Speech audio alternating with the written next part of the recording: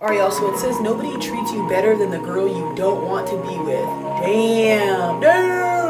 Okay, so I want to talk about this because this happens for men and women. And I hate when I hear men and women both say there's not good men out here, there's not good women out here. There is, they're just not your type. There is, you just don't connect with them. Stop saying this like there's not good people in this world. You just don't like them because they're not an IG model. You just don't like him because he's not 6 foot and have big muscles and tattoos. Let's stop sitting here and not act like we've never met at least 3 or 4 people who are good to us, but we didn't want them.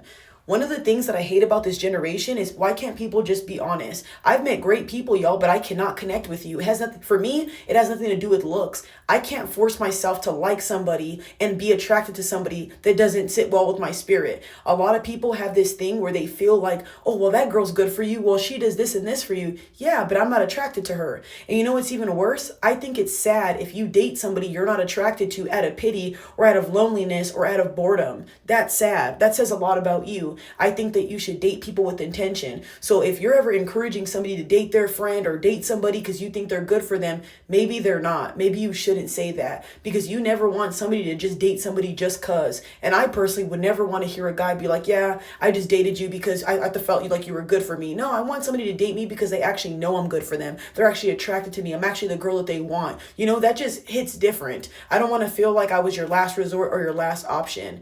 I don't know why people have this fallacy, y'all, that we're not allowed to not like certain people. Like, why are we forced to just date everything that's walking and everything that's moving? Why can't we be selective with who we give our time to and who we want to be with? You know, like a lot of people like to say that, but I'm sorry, I can't fake the funk.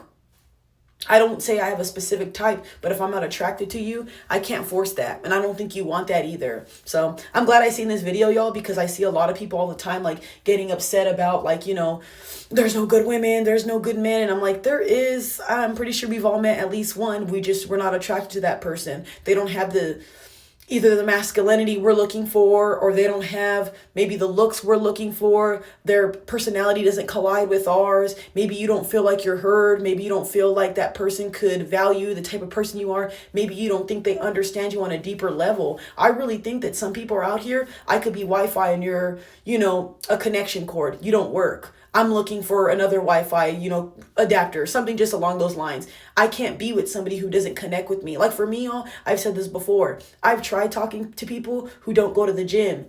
I don't really like that. I just don't. I prefer to talk to somebody whose life is about the gym as well too, or has the same common interest or the same dark humor. I feel like when you have too many things that are the opposite, for me, it never works, and I just can't push past it. But what do you guys think? But to really talk about